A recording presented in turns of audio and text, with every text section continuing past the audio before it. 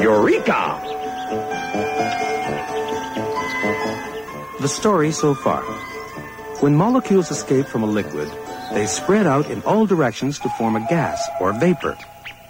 This process is called evaporation, the change of state from a liquid to a gas. When gas molecules are cooled, they go slower and crowd together more densely to form a liquid.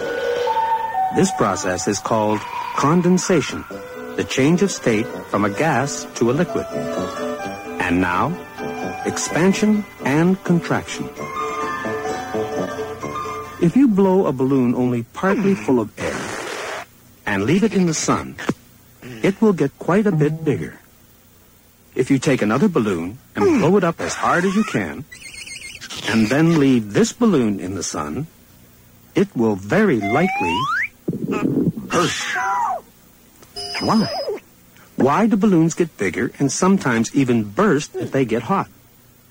Because the air in a balloon, which is, of course, a gas, consists, like all gases, of molecules flying about in every direction. When you've got zillions of gas molecules doing this, they push quite hard against the inside of the balloon. That's why its skin is stretched so tight. When the sun makes the molecules hotter, they go faster, so they bounce harder and more often against the inside of the balloon. This pushes the balloon outwards and makes it bigger. Hot molecules take up more space than cold molecules. It's as if a lot of angry wasps were buzzing about inside the balloon. The hotter they become, the faster they buzz. And the further out they push the sides of the balloon. All of which boils down to saying that when a gas gets hot, it takes up more space. It expands.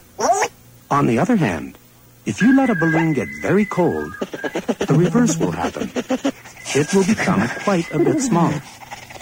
Because the colder the air molecules become, the slower they move. And the less they push against the inside of the balloon, which can now squeeze them into a smaller and smaller space. Cold molecules take up less space than hot molecules. The colder the wasps become, the slower they buzz, and the less room they occupy. In other words, when a gas gets cold, it contracts.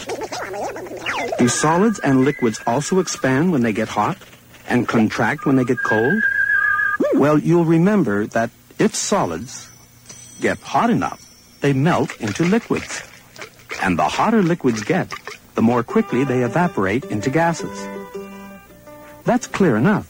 But what's not so obvious is that before the change of state takes place, in fact, as soon as the solid or liquid starts to get warmer, it does begin to expand a very small amount. This is because the faster the molecules move, the further they pull apart from each other, both in a solid and in a liquid. That's why a space is always left at the top of bottles to allow for expansion in case their liquid contents should become too warm.